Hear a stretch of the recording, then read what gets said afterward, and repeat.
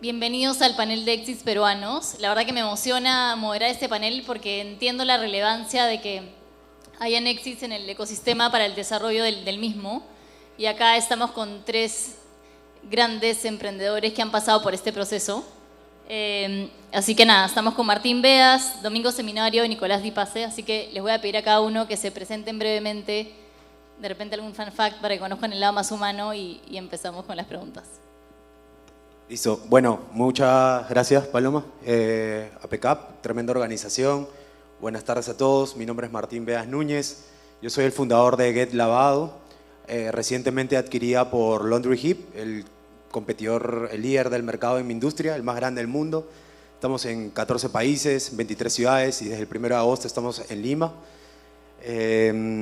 Tengo un perfil de producto, de programación y me considero un underdog founder.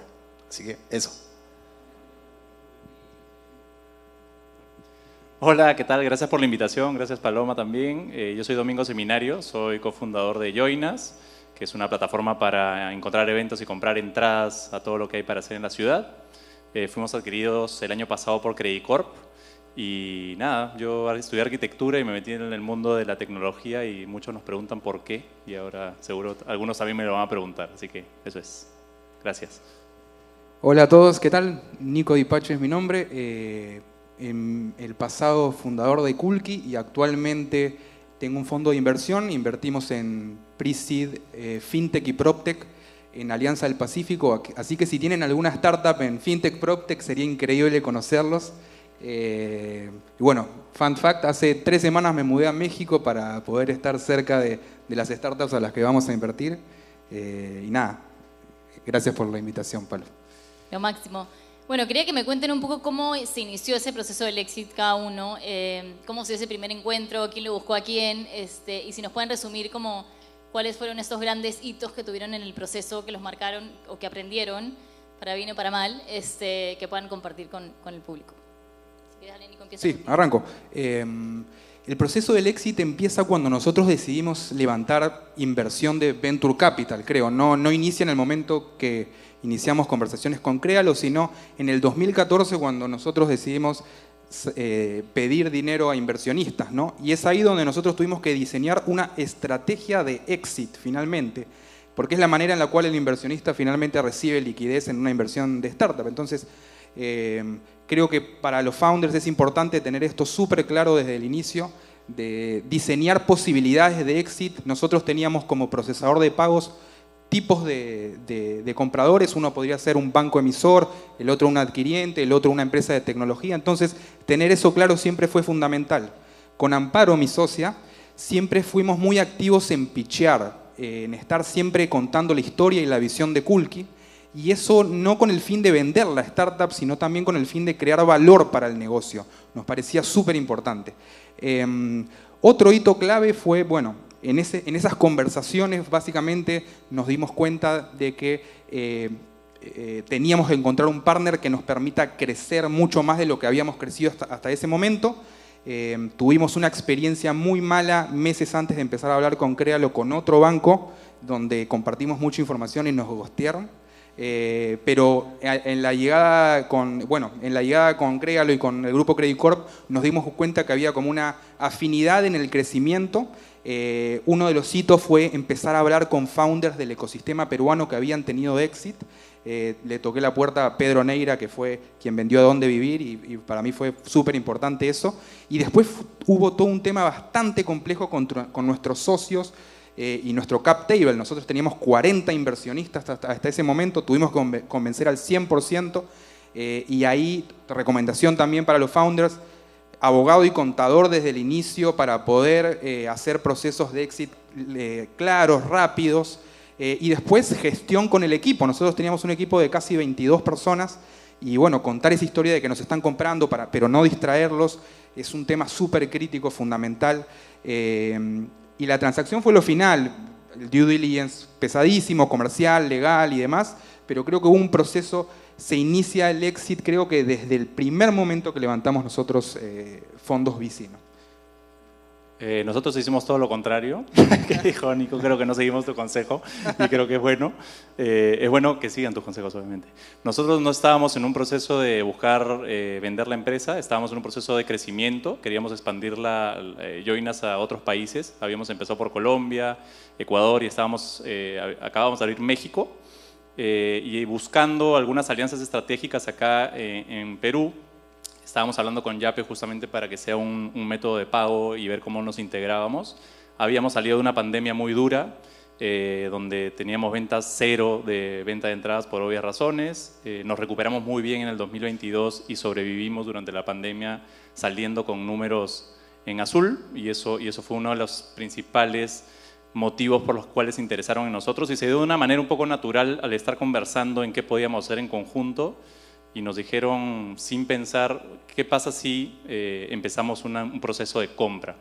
Y nos sorprendió un poco porque no lo estábamos buscando y empezó un poco el proceso natural mientras seguíamos trabajando. O sea, en ningún momento descuidamos la expansión a otros países, seguíamos trabajando enfocados en crecer mientras el proceso de due diligence y de compra iba en paralelo, porque no sabíamos si le íbamos a vender o no hasta ese momento. Y creo que han habido varios hitos, ¿no? El primer hito fue decidir que íbamos a seguir ese proceso, porque además te genera un montón de trabajo adicional a lo que estás haciendo. Tienes que ordenar un poco la casa porque vas creciendo un poco desordenado cuando eres una startup y tienes que empezar a ordenar cosas como para poder mostrarlas de una manera que alguien más las pueda entender. Y que eso creo que es un buen consejo para cualquier startup que quiera hacer un proceso, tener las cosas ordenadas, te va a ayudar mucho. Luego, el siguiente hito fue ponernos de acuerdo previamente a llamar a los especialistas. Entonces nos pusimos de acuerdo las dos partes en cuáles eran los rangos de negociación por los cuales queríamos trabajar o no. Si es que no estaba dentro de esos rangos, nosotros nos volteábamos y seguíamos trabajando y ellos perdían el interés en la compra y listo, ¿no? Cuando nos encontramos ese punto, seguimos adelante en el siguiente hito, que fue justamente la asesoría legal, la asesoría financiera, que claro, ya cuando entran obviamente las partes legales se complica un poquito más y dura un poco más el proceso, como en todo proceso de due diligence y de una transacción de este tipo. Entonces se alargó un poco más, duró más o menos un año desde la primera conversación que tuvimos interés en la compra y nada, finalmente se logró la transacción y seguimos en ese proceso, o sea, no se ha acabado, ¿no? Nosotros seguimos trabajando en Joinas, tenemos todavía un proceso durante 3 años dentro de la empresa que es parte de la negociación, entonces estamos en ese proceso todavía. Bueno, pues para nosotros también fue bastante novedoso eso. Nosotros nos volvimos sostenibles desde el año 2021. Sostenibles, digamos, nos alcanzaba para pagar el equipo, la nómina, el mercadeo y ya. Así que no es que éramos súper rentables, teníamos para lo básico, eso nos tenía bastante contentos. Y me desenamoré un poco del fundraising. A pesar de que había levantado antes, me desenamoré bastante. Empecé esto como para hacer un unicornio. Al año 3 no tenía nada cercano a un unicornio, ni siquiera un pseudo unicornio. Entonces ahí empecé a madurar también, a darme cuenta que no iba a lograrlo. Entonces en este proceso post pandemia, que me vuelvo sostenible con el equipo, empezamos a cuidar cada dólar, cada sol, solo en pegarle al revenue o a mejorar el NPS, nada más. Solo hacíamos lo que nos hacía crecer esas dos métricas. Y yo empecé a agregar a los get lavados que hay en el resto del mundo, que hay como 19, entré a TechCrunch, fui agregando a todos los inversores que habían invertido en startups de lavandería, agregué a los Martín como yo, a los co-founders, a los inversores, agregué a todos en LinkedIn y empecé a juntarme con ellos para aprender. En realidad solo fue como, quiero saber cómo lo haces tú, regálame unos minutos, y todo el mundo me daba mucho feedback en realidad. Y no lo hice en ningún momento con la intención de que me compren. O sea, fuera como, dame trucos, ¿no? Entonces me estaban dando trucos y ahí es donde llego a Laundry Hip, que es, digamos, el competidor más grande en el mundo que tengo o que tenía. Y eso se vuelve muy interesante porque empezamos a ver que ellos han comprado otras 2 startups, una en Francia y otra en el Reino Unido. Ellos son del Reino Unido. Entonces, ya con este track record para mí fue importante y en un momento se me pasa por la cabeza generarles algo de FOMO, solo para testear, me fui a México por un tema familiar y tengo pues, estoy también un poco conectado con algunos amigos que también son emprendedores y muchos de ellos me decían, dile al inglés que vas a abrir México, que crean que estás loco, que estás... Entonces hice eso, básicamente generé un poco de FOMO, le dije que iba a abrir México, que tenía reuniones con hoteles, con inversores. En verdad, podría haber estado un poco loco para hacerlo, pero en realidad no estaba tan convencido. Primero, nosotros ya operamos en Lima, en Cusco y en Bogotá, es suficiente eso. Y pasó eso, capté la atención de Laundry Hip y a partir de ahí empezó la negociación. Eso fue hace un año aproximadamente. Me demoró 7 reuniones aproximadamente. El due diligence fue uno de los hitos. Tuve que ordenar la casa, la tenía bastante desordenada. Bueno, algunas cosas sí nos iba bien, otras no también. Contador, abogado, fijo, clave. El otro hito fue convencer a Los Ángeles. Yo tenía un ex socio y también tenía que convencerlo de hacer todo esto. No me hablaba con él hace como 3 años. Entonces todo se volvió tenso y en un fin de semana tuve que convencer a los 7 inversores, a todos por teléfono, para que me den su ok y no hacer una reunión compleja ni nada. Entonces conseguí todo eso y finalmente lo más difícil, el hito fue en julio, un mes antes de la adquisición. Ellos pusieron que íbamos a empezar el 1 de agosto y literal fue como pasar de jugar en un equipo local a de pronto estar con un montón de personas de Europa o de la India, jugando al ritmo que juegan ellos, con mi cofundadora, y lo más difícil fue literal a seguir creciendo, porque no podíamos distraer al equipo, y a la par ir preparando el terreno, ir preparando el kiosco para que la integración sea la mejor. Entonces creo que ese fue otro hito, ese mes nos costó muchísimo, hubieron personas llorando, pero salimos adelante y no canté el gol hasta la firma. Entonces no me la creía, en todo momento decía, en cualquier momento se me cae, con la suerte que tengo. Y la verdad es que eso también fue cábala, solamente lo manejamos mi cofundador y yo, y listo, y se dio. Lo máximo. Y Martín, ¿cómo te diste cuenta que era el momento adecuado, ¿no? Yo siento cuando converso con los emprendedores, si están trabajando hacia un éxito, si verdaderamente están enamorados del problema que están solucionando, ¿cómo te diste cuenta que era momento de aceptarlo, no? Wow. Yo creo que como me había vuelto sostenible, había perdido el interés por levantar capital, ¿cierto? Entonces, cuando solía hablar con ellos, no tenía ningún interés. Entonces, darme cuenta de eso, de hecho, me costó mucho hasta que ellos me lo pusieron en la mesa. Entonces, muy parecido ahí, yo estaba con otra intención, una intención de aprender.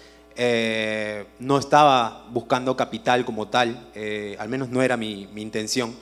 Pero yo creo que me di cuenta cuando vi que, un tip, las otras adquisiciones que ellos hicieron, la de Francia era más pequeña la operación que la de Get Lavado, ¿no?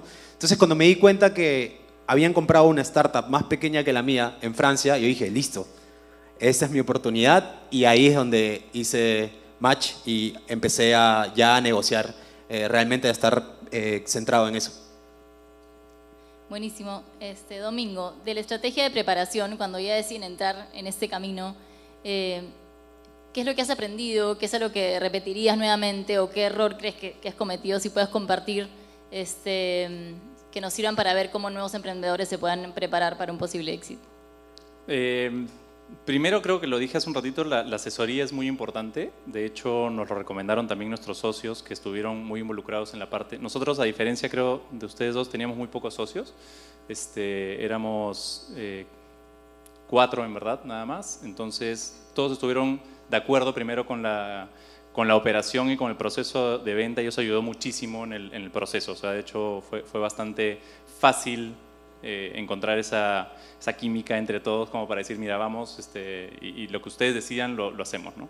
Pero la preparación, yo creo que después de ese hito de estar de acuerdo con cómo avanzar entre los dos que están haciendo la transacción y conseguir la ayuda financiera y obviamente de un abogado, creo que ayuda mucho, un estudio legal. Creo que esos es fundamental. O sea, solos, primero porque Carolina y yo, que mis socias, somos, como les dije, arquitectos, no sabemos nada de este tipo de cosas. Entonces hemos aprendido muchas cosas a las patadas en el camino, y una transacción de este tipo no íbamos a poder llevarla solos, ¿no? Definitivamente. Y ese acompañamiento sirve muchísimo, y creo que es imposible, a menos que tengas mucho conocimiento de esos temas, hacerlo por tu cuenta. Entonces creo que eso fue una de las cosas que aprendimos, y nos dimos cuenta que es lo que vale, lo que cuesta está bien pagado.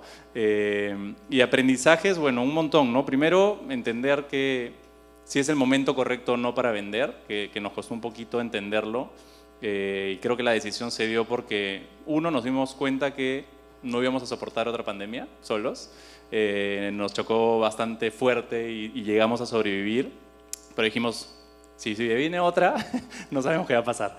Entonces, sí queríamos que crezca el proyecto, siempre nuestra intención es que Joinas sea mucho más grande de lo que es en cada momento, y creo que fue un momento importante entender que esa venta o esa unión con otra empresa mucho más grande que tú va a hacerte llegar a un siguiente paso, ¿no? O sea, a un siguiente nivel, y al final es como tu hijo lo mandas a la universidad, ¿no? Más o menos esa fue la cosa que entendimos en ese momento, y fue un poco difícil en algún momento. Pero creo que el aprendizaje es encontrar ayuda y que te asesore bien en el proceso, básicamente. Gracias. Nico, no sé si quieres agregar algo de tu experiencia en esa línea. Sí, a ver, el momento, creo que nosotros decidimos la venta porque estábamos súper diluidos como founders. Habíamos levantado 3 rondas de inversión, no veíamos una salida clara, sobre todo en el mundo de pagos, que es un mundo muy local, donde para escalar hay temas de compliance, hay temas de integración de bancos. Entonces, a la hora de encarar una conversación con Créalo, siempre fue cómo hacemos para, primero, entrar al mundo de pagos físicos. De hecho, nosotros hasta ese momento teníamos todo un producto de pagos online, de e-commerce, y se nos abría la puerta a trabajar con los comercios del BCP, los comercios de mi banco. Entonces hacía muchísimo sentido, y a la par un tema de dilución que por ahí para levantar una serie A no era suficiente, ¿no? Entonces, y aprendizajes, cada deal es diferente, cada cap table es diferente, cada sociedad es diferente. Primero nos tuvimos que poner muy de acuerdo con Amparo, mi socia, en por qué queríamos vender, por qué era el momento. Entonces, esas discusiones hay que tenerlas, hay que debatir sobre si es el momento o no, ¿no? Aprendizajes, bueno, de vuelta, abogado y contador, por favor, desde el día 1, clarísimo. Y sobre todo gestión de gobierno corporativo. Nosotros en ese momento prediseñamos un directorio que me hubiera encantado tener como un directorio mucho antes. Éramos 40 socios, había muchísima gente con expertise, ¿no? Entonces, implementar una estructura de board o de gobierno corporativo creo que hubiera sido mucho más simple, mucho más fácil. Y a ver, creo que cada caso va a ser en particular, pero aprendimos de alguna manera a ser muy resilientes en el proceso y a entender de que el exit no es el final, es el inicio, porque hay una adquisición con un fin posterior de crecimiento, ¿no? Muchos emprendedores creen que, ok, exit, listo, me veo a la playa. No, de ninguna manera. Ahí empieza realmente el trabajo duro de crecer, de darle para adelante. Así que, esos son un poco los aprendizajes. Sí, de hecho con lo que dices hablaba con Domingo y le digo, ¿cómo vas? Y me dice, bueno, trabajando más creo que antes, ¿no? Así que creo que todos van alineados por eso. Totalmente. Quiero entrar a la parte cultural. De hecho, vemos que la cultura para los emprendimientos es súper importante y es algo que valora mucho los equipos. De hecho, en Endeavor también lo vimos y se siente diferente a una empresa más corporativa.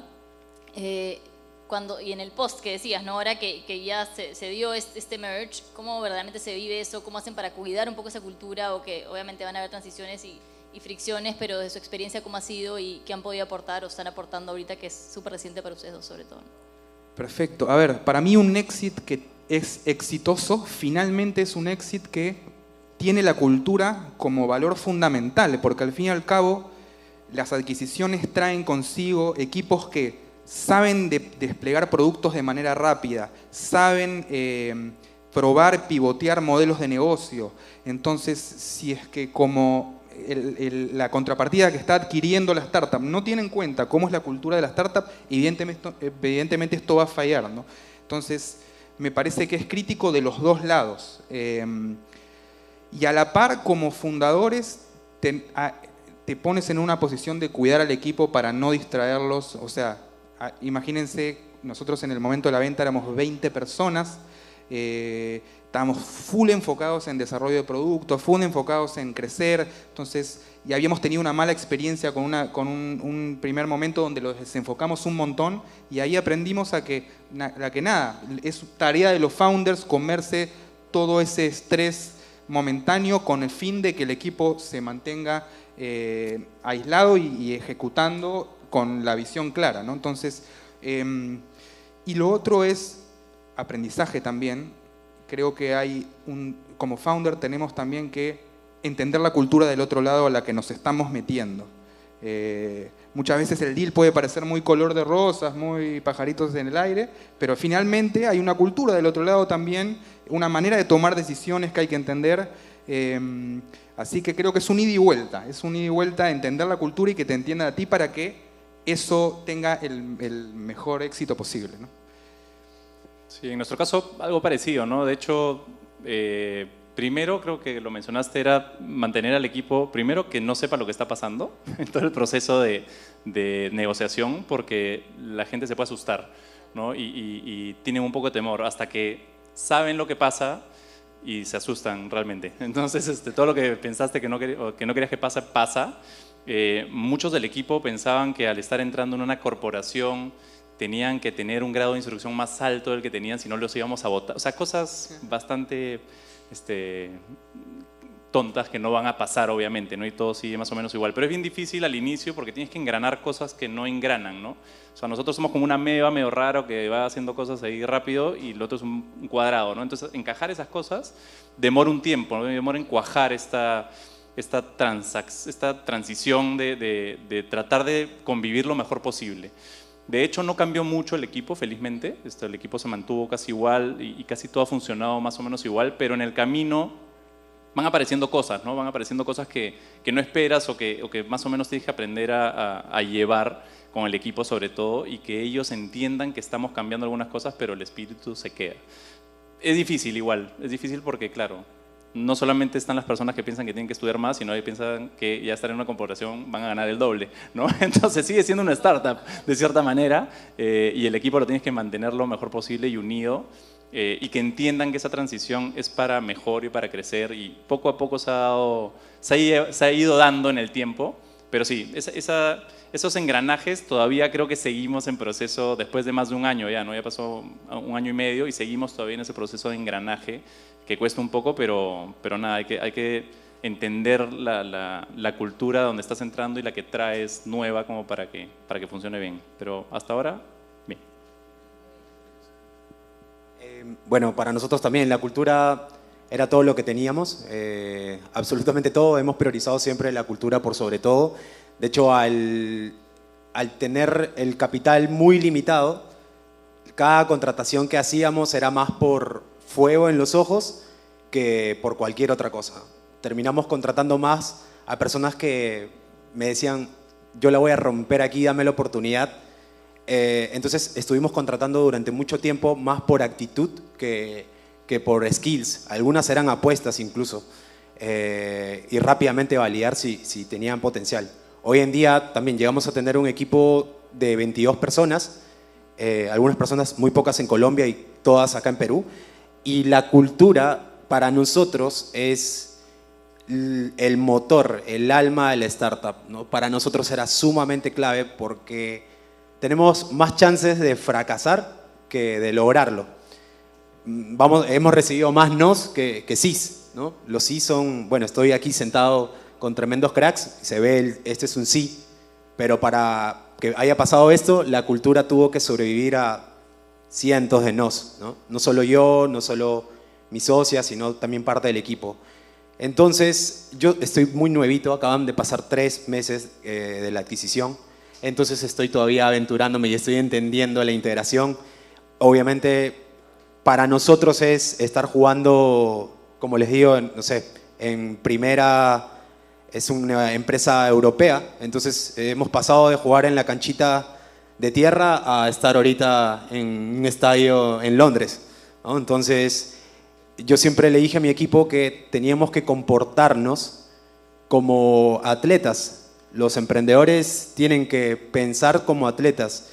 Un atleta que juega en un equipo local aquí en Perú no entrena como entrena un atleta A1, ¿cierto? Come bien, medita, descansa, está con la familia y es workaholic probablemente. Entonces nos empezamos, ya desde hace unos 4 años empezamos a tener la oportunidad de contratar por actitud. Me permitió ser el Chief Education Officer o Educator Officer, ¿no? Me volví en una especie de maestro con muchas personas de mi equipo. Yo ahí he trabajado en Mercado Libre en Argentina muchos años y entonces ya tengo esa cultura, pero finalmente la integración con Laundry Heap, culturalmente cambiamos el querer convertirnos en la lavandería en línea más grande de Latinoamérica por la startup que es la lavandería en línea más grande del mundo. Entonces la cultura tiene sus diferencias, evidentemente. El otro día toda la India estaba celebrando una festividad el día de Halloween y nosotros estábamos haciendo un concurso de disfraces y era sumamente, sumamente diferente, ¿no? Ambas culturas. Pero lo que se quiere es también entender cómo con lo que nosotros traemos, incluso la canción criolla y todo, estuvimos explicando qué era eso, cómo podemos integrarnos de la mejor manera. Todavía tengo muy poco tiempo, pero creo que algo que hemos aprendido dentro de nuestra cultura es la comunicación es lo más importante. Sé flexible, sé diverso, pon a tu usuario primero, no pares de aprender. Todos esos valores que tenemos hoy en día se siguen aplicando en la nueva empresa y tengo el apoyo de ellos. Obviamente ellos están cruzando el charco, entonces están un poco más lejos, pero yo trato de aprender todo el tiempo con el equipo y tratar de acoplarme, ¿no? Entonces ahora sí es un poco más difícil, pero estamos igual súper enfocados en dar lo mejor, igual que siempre.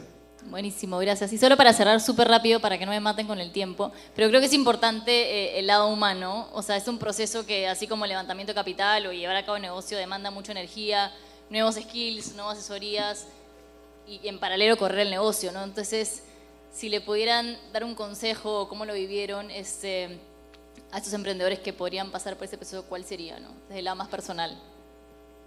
Que hablen con la mayor cantidad de fundadores que hayan pasado por el mismo proceso positivo, negativo y que saquen su lista de aprendizajes de ellos porque ahí hay experiencia y hay maneras de hacer las cosas. Entonces, apalánquense del conocimiento de otros y eso les va a permitir ver más claro, les va a permitir tomar decisiones más conscientes y al mismo tiempo diviértanse porque es menos del 1% lo que se logra llegar a una estancia de esa manera. Entonces puede ser muy estresante, pero al mismo tiempo creo que hay mejores outcomes si lo tomamos con un mindset más divertido y siempre con la posibilidad de ver hacia adelante, ¿no? Como emprendedores siempre estamos mirando hacia adelante. Así que nada, ese sería un poco... Gracias. Domingo. Bueno, respaldo lo que has dicho de buscar ayuda. Es más, nosotros llamamos a Nico para que nos ayude, a Sebastián, que también está por ahí, lo he visto, no sé si siga por acá, pero también llamamos a varias personas que nos ayudaron, obviamente nuestros socios también, y me acuerdo de un momento así clave que fue el día antes de la firma, en la noche, a las 10 de la noche nos llama uno de nuestros socios y nos dice, oye, pues, ¿tienen un minuto para un meet?